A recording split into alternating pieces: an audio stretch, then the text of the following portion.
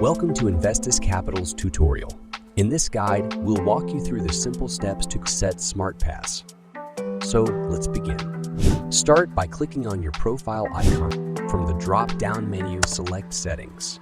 Within the Settings menu, click on the Security option. In the Security section, you'll find the Set button next to the SmartPass option. Click on it. You'll be prompted to insert your SmartPass, which should be a unique combination of 6 numbers. After entering your chosen SmartPass, you'll need to confirm it by typing it again in the Confirm SmartPass field. Once you've entered and confirmed your SmartPass, click the Update button to save your settings. Congratulations!